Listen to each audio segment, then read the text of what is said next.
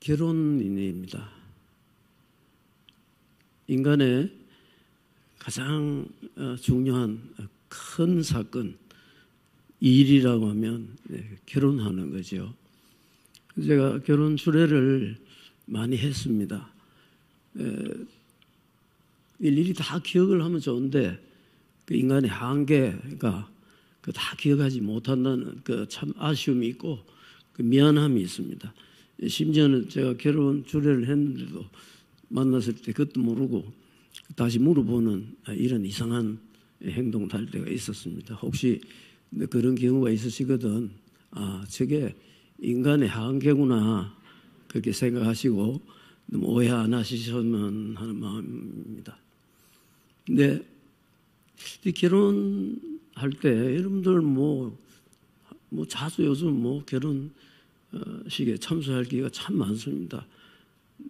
그러다 보니까 어떤 데는 두세 군데 하다 보니까 꼭 가야 볼 때도 못 가보고 하는 이제 그런 힘들 때도 있는데 가장 핵심이 되는 결혼의 그 시간에 가장 요즘은 그 시간도 워낙 짧게 정해가지고 하니까 주례사도 필요 없어요. 사회자가 다 해버리고 주례사도 할 필요도 없는 이제 그런 시대가 되어가는데 그만큼 하나의 형식화 되어가고 하나의 무슨 그냥 결혼식을 그냥 적당한 하나의 그냥 과정 정도로만 생각하는 게 아닌가 하는 그런 마음도 들 때가 많이 있지만은 그런 큰 사건, 가장 우리 인간의 가장 큰 신분의 변화가 생기는 그런 기점이 있다면 결혼식이라고 봅니다. 왜냐하면 총각이 유부남이 되고 처녀가 유부녀가 됩니다. 그래서 이런 저도 목사라고 기회를 타서 결혼식에 복음도 많이 전하고 했습니다만 유부남이 되고 유부녀가 되는데 계약서 쓰는 것도 아니고 물론 요즘 학생이 쓰는 경우도 있지만은 가장 먼저 행하는 것이 뭐냐 하면 옛날엔 주례자가 그럽니다. 신랑 아무개는 신부 아무개를 만나 그래서 신랑의 도리, 남편의 도리를 다 하겠습니까 하는 그냥 내용 그겁니다. 근데 그러면 신랑은 두 말도 하지 않고 예 합니다. 혹은 그렇게 하겠습니다. 근데 신부한테 묻지요. 그래서 제가 지금 이런 얘기하는 자체가 시간 낭비와 같습니다. 워낙 상식적이고 워낙 당연한 일이기 때문에 이런 이야기하고 썼나 한 30분 설교해야 되는데 우리 집사람이 딱 지켜보고 있거든요. 이 시간 넘기면 안 된다고. 왜 그러냐? 인간의 가장 중요한 대사건이라고 할 수 있는 결혼식에도 한번 주례자 물을 때 예, 그렇게 하겠습니다 하면 그 다음부터 두 사람은 부부가 됩니다. 부부잖아요. 그래서 이제는 부부가 되니까 신혼여행 갈 자격도 생기고 둘이서 애 놓을 자격도 생기고 여러 가지 두 사람이 이제 살아가야 할 수 있는 명분, 엄청난 실질적인 명분이 대답 한마디로 생깁니다. 우리 복음을 보면 인간 대사인 이 결혼식에서 남편이 되고 아내가 되는 것과 엄청난 닮은 그런 사건으로 볼 수 있는 거죠. 주 예수를 믿으라 그리하면 하나님의 아들과 딸이 되는 권세를 주셨다. 예수를 믿느냐? 예. 그러면 하나님의 자녀입니다. 세례받아야 하나님 자녀도 아니고 물론 세례받을 때 당신은 예수님의 십자가에 죽으심을 믿냐? 물론 그런 복음도 있습니다만은 이 신분의 변화는 믿음으로 되는 것이지 계약하고 무슨 약속하고 아니면은 자격을 쌓아가지고 되는 것이 아니다라는 인간사에 가장 중요한 그런 인간사도 한마디 믿음으로 되는 거잖아요. 여러분들 전도하실 때 교회 오십시오 하시면 안 됩니다. 안 옵니다. 뭐하러 옵니까? 교회 가면은 11조 해야 되고 감사헌금도 해야 되고 안 하면은 뭐 폼이라도 잡아야 되는 게 헌금통이 딱 앞에 있으니까 그 뭐하러 오겠어요? 뭐 밥 먹고 잘 사는데. 이게 오늘날 현실입니다. 우리는 복음을 전해야 되지. 그냥 예수 믿으면 복 받습니다. 예수 믿으면 자식도 잘 되고 사업도 잘 되고 그럼 저는 그걸 동의할 수가 없어요. 저는 예수 믿고도 망했는데요. 예수 믿고도 실패하고 근데 그런 사람들이 뭐 한둘이겠습니까? 우리는 전도해야 됩니다. 오늘날 많은 교회들이 있습니다만은 저는 금방지게도 보이실지 모르지만 극장교회가 있어요. 극장. 저는 요새 극장 안 간 지가 한참 됩니다만은 제가는 중학교부터 영화관에 다녔어요. 극장. 중학교 때 모자 쓰고 요새는 모자도 없어서 뭐 마음대로 이렇게 가기도 쉽지만 그때는요 영화 구경 자주 못 갑니다. 딱 학교에서 정한 것만 봐야 돼요. 그 극장 뭐 하는 데입니까? 티켓 사가지고 딱 들어가면 한두 시간 즐기고 나오는 데입니다. 그게 극장입니다. 내가 왜 극장 교회라고 했겠습니까? 들어갈 때 입구에서 헌금 내고 헌금 안 내도 됩니다. 교회에서 뭐 헌금하냐 안 하냐 뭐 기도가 서가지고 안내하는 장로님이나 권사님이 서서 헌금통에 돈 안 넣는다고 당신 왜 헌금통에 돈 안 넣습니까 합니까? 아무 문제 없어요. 그리고 가서 언변 좋고 이야기 잘하는 목사님 말씀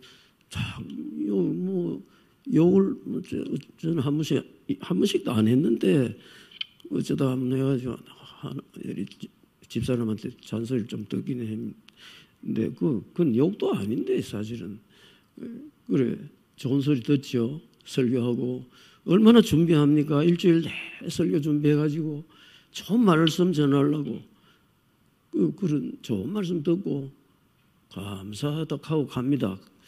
그럼 신앙생활 다 한 거죠. 그게 극장교회. 오늘날 극장교회 한둘이 아닙니다. 예배당도 얼마나 크게 지어가지고 엄청난 그런 아주 세상 사람이 봐도 교회 참 멋지네 한번 들어가 보자. 옛날에 제가 대학 다닐 때는 서울에 극장들이 조금 이렇게 규모도 작고 했는데 대한극장이라는 게 생겼어요. 이름도 대한극장. 그래 거기 한번 가려면 돈이 조금 비싸니까 자주는 못 가지만은 탁 가면 자부심이 생기면 그래도 나는 이류 제상령 극장 아니고 개봉관에 다닌다고 아주 탁 폼 잡고 극장 탁 떠서 구경하고. 우리는 교회가 복음을 전해야 되지 복음 전하지 않고 교회 오세요. 뭐하러 오겠습니까? 영접하는 자 곧 그 이름을 믿는 자들에게는 하나님의 아들과 딸이 되는 권세를 주셨는데 그건 안전하고 엉뚱한 소리나 하고 그래서 요즘 뭐 인기 그런 있는 많은 사람들이 있죠. 그래서 그 극장교회가 차고 넘치는 그런 경우도 많이 볼 수가 있는데 그러므로 형제들아 우리가 빚진 자로 돼. 이게 왜 형제들이 누굽니까? 한 아버지의 아들, 딸 그게 형제입니다. 앞에 그러므로 그 앞에 내용들은 뭐 다 지금 좀 오래 하다가 큰일 나니까 다 읽어보시면 되지만 우리가 빚진 자라고 해서 빚을 졌다. 여러분들은 혹 여러분 중에도 빚 지어본 분들이 계실 겁니다. 대부분은 아니지만 저는 빚을 져서 망해본 사람이기 때문에 이 빚이라 하면, 그래서 제가 빚 얘기만 하면 입이 멀러가지고 물 한 잔 먹겠습니다.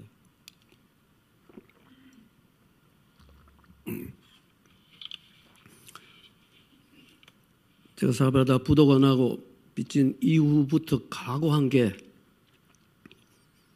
빚으로 망했는데 저는 이제는 빚 일전도 안 지고 살겠다. 없으면 굶고 있으면 주면 먹고, 그런 각오를 해서 지금까지 한 번도 빚 써본 적이 없습니다. 이게 자랑이 아니고, 그 빚이라는 게 사람에게 주는 그 억압감, 모든 마음의 기쁨이 사라지게 되는 게 빚입니다. 빚이라는 거 아시다시피 내가 갚아야 될 거예요.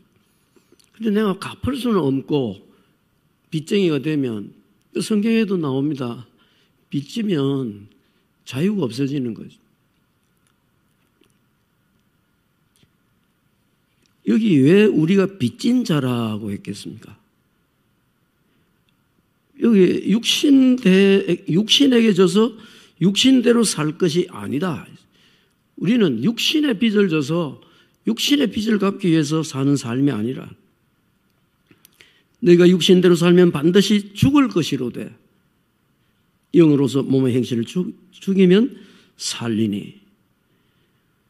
그게 우리가 무슨 빚을 짓느냐, 여기 보면 죽음,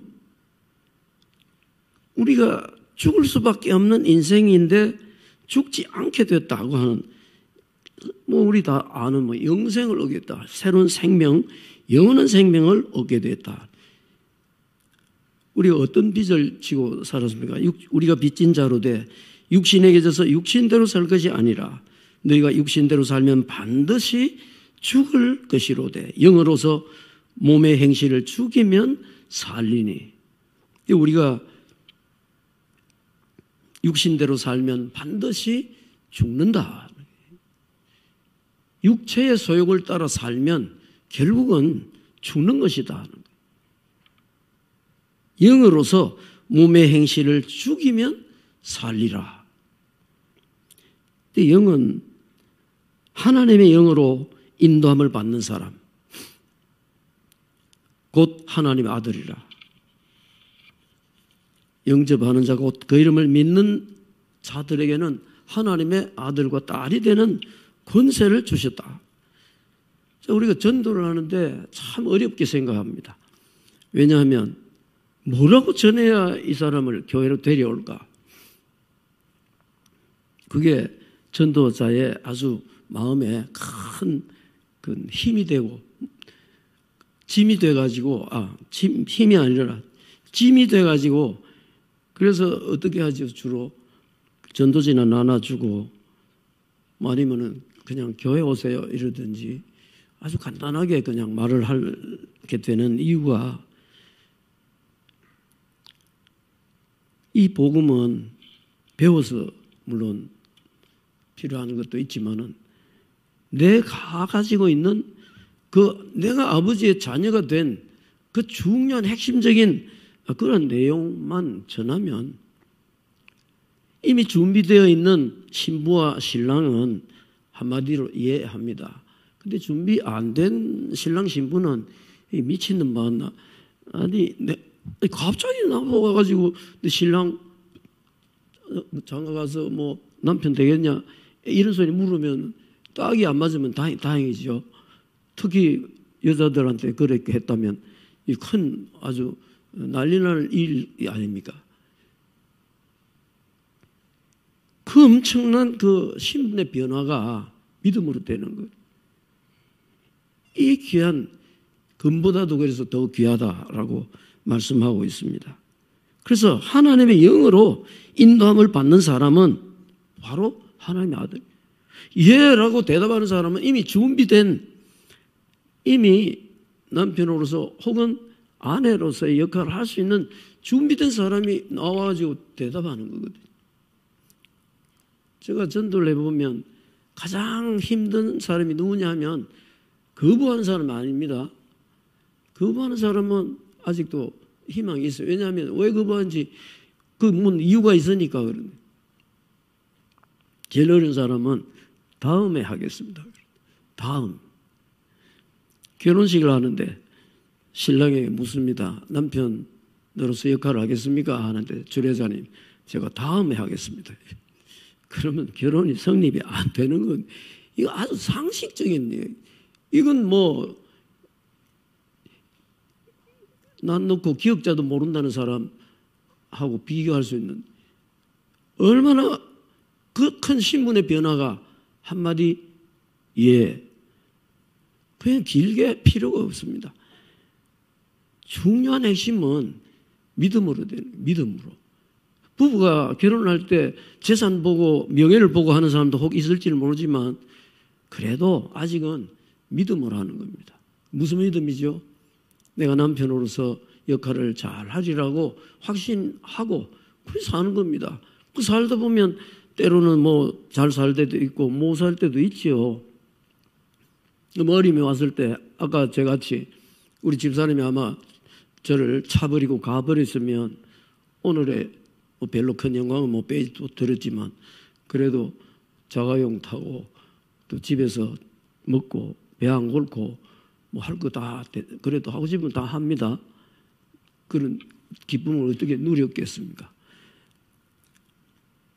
믿음이라는 것은 금보다도 그래서 더 귀하다라는 말씀인데 그래서 너희는 무서워하는 종의 영을 받지 않고 양자의 영을 받았으므로 우리가 아빠 아버지라고 부르짖느니라. 우리 기도할 때마다 하나님 아버지라고 부릅니다.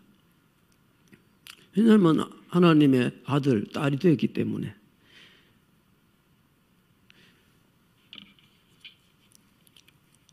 무서워하는 종의 영, 하나님을 두려워하는 대상이 아닌 아버지, 물론 제가 어릴 때도 우리 아버지한테 저는 어릴 때 항상 시간이 들 때까지 그랬어요. 우리 아버지는 무서운 아버지구나.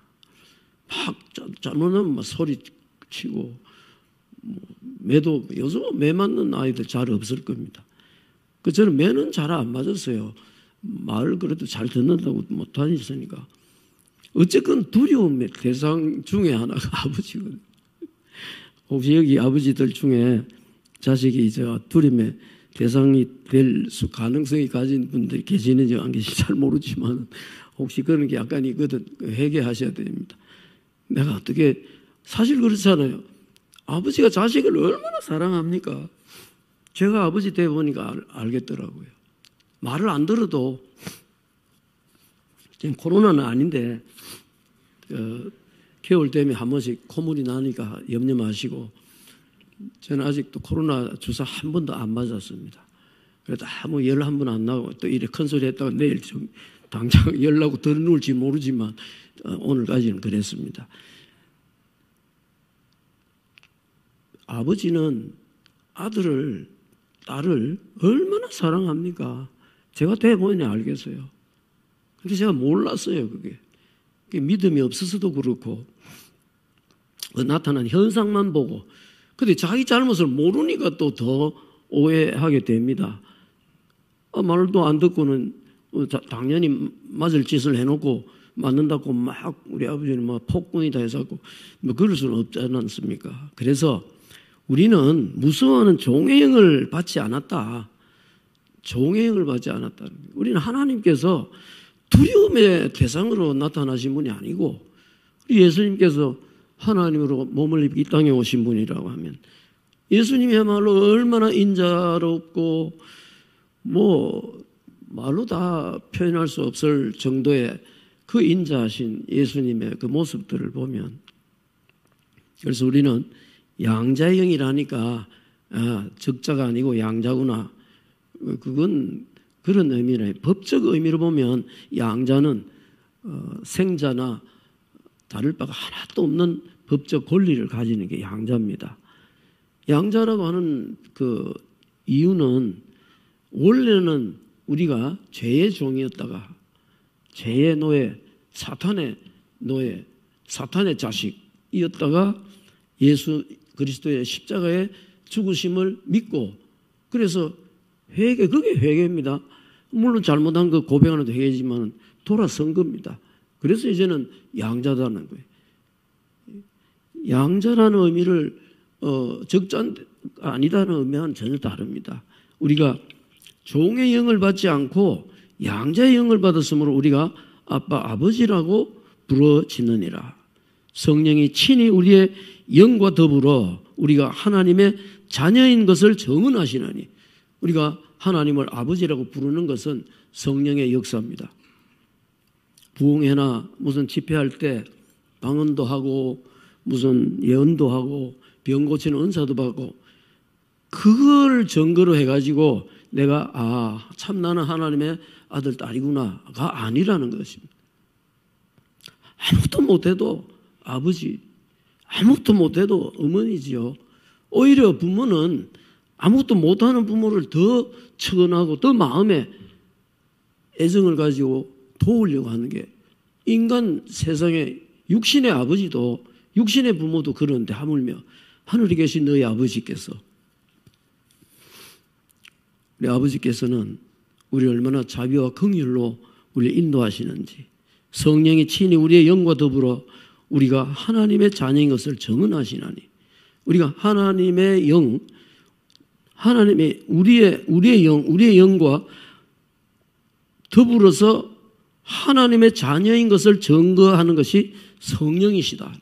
이 말을 다 바꾸고 말하면 내가 하나님을 아버지로 부르는 것 자체가 성령을 받았다는 증거라는 것입니다. 방언하고 무슨 이상하다는 말을 이상하게 듣지 마세요. 꼭 무슨 신앙생활을 다르게 특별하게 이렇게 해야 그게 성령 충만하다가 아니라는 이야기입니다. 내게 성령이 친히, 내가 하나님을 아버지라고 부르는 자체가 성령의 충만함이 아니고는, 성령이 아니고는 우리가 하나님을 아버지라고 할 수 없다는 것입니다. 믿으십니까? 하나님을 내가 아버지라고 부르는 자체가 성령의 사역이고 성령의 충만이라는 거예요. 그걸 자꾸만 다르게 해가지고 무슨 다른, 물론 사람들 중에는 똑같은 자녀 중에도 노래 잘하는 자녀가 있고 또 운동 잘하는 자녀가 있고 그 다양한 자녀가 있어요.